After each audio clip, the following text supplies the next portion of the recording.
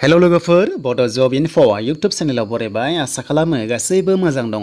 दायो नोंथांमोननि थाखाय गोदान आपडेट लाना फैदों स्किमनि बागै स्कलारशिप सफैदों बड'लेण्ड इउनिभारसिटियाव जाय नोंथांमोना एलिजिबल जागोन अब्ला मोननाय जागोन दानफायाव 500, 700 आरो 1000 नोंथांमोना मोनबाय थागोन आरो बेनो जाबाय स्किमा स्कलारशिप 2021-22 तो आसा खालामो नोंथांमोना भिडिअखौ नायनानै मोजां मोनोबा लाइक खालामगोन आरो नोंथाङा दासिमबो चेनेलाव साबस्क्राइब खालामाखैबा खालामना लादो बेबायदि नोंथांमोना आपडेट मोनबाय थागोन बड' जब इनफो इउटुब चेनेलाव।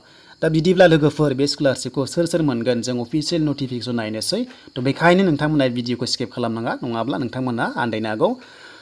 तो दानिया जों थांसै अफिशियेल वेबसाइटआव बेनिफ्राय जोङो नटिसखौ नायनोसै लोगोफोर।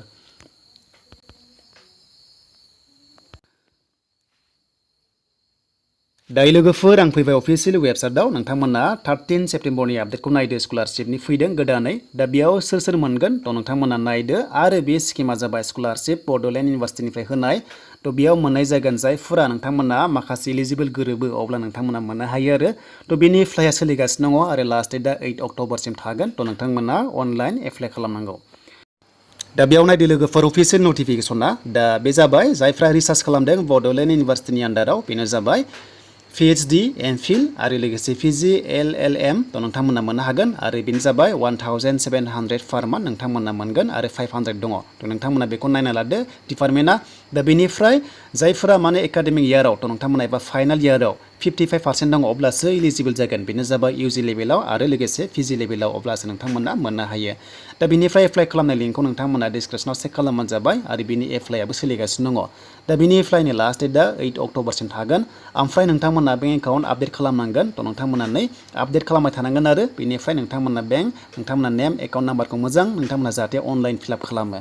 तो बेनिफ्राय हाउ टु एप्लाइ दा हाउ टु एप्लाइ होननाय लोगो लोगो दा बेनि एप्लाइआ सोलिगासिनो दंखायो 13 सेप्टेम्बरनिफ्राय आरो लास्ट डेटआ 8 अक्ट'बरसिम थागोन नोंथांमोना बेयाव नुनो मोनदों।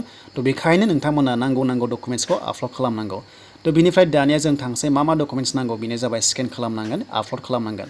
तो PRC दानियाथ' इसु जाया लोगोफोर नोंथांमोना डमिसाइल खालामना लाना फैनांगोन स्कलारशिपनि मुङाव दा बेखौ नोंथांमोना DC अफिस एबा SDO निफ्राय लाना फैनांगोन। तो बेनिफ्राय दानिया रेजिस्टार नोंथांमोना हेड अफ द इन्स्टिटिउसननिफ्राय लाना फैनांगोन।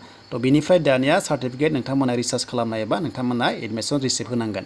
तो बेनिफ्राय फाइनाल मार्कशीट होनांगोन लोगोफोर बेनिफ्राय फट' आरो सिगनेचार नोंथांमोना हरनांगोन। तो बेखायनो नोंथांमोना नांगौ टाइमाव एप्लाइ खालामदो बेनिफ्राय नोंथांमोना लास्ट डेटनि सिगां एप्लाइ खालामनांगोन। तो बेखायनो सफ्ट कपि एबा हार्ड कपिखौ उनावहाय एक्सेप्ट खालामनाय नङा तो नोंथांमोना अनलाइनसो एप्लाइ खालामनांगौ।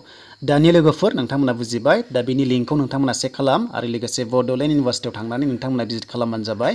दा बेनि लोगोफोर नोंथांमोना जायफोर PG खालामखांबाय एबा नोंथांमोना रिसार्च खालामनानै एडमिसन लादों बा नोंथांमोना एमफिल PhD खालामदों नोंथांमोननि थाखायसो दा गुबुननि थाखाय नङा आसा खालामो नोंथांमोना बुजिबाय बेनो जाबाय एमाउन्टआ 1700 पार मान्थ एबा लोगोसे 500 पार मान्थ नोंथांमोना मोनबाय थागोन बेनो जाबाय लोगोफोर स्कलारशिप 2021-22 बड'लेण्ड इउनिभारसिटि।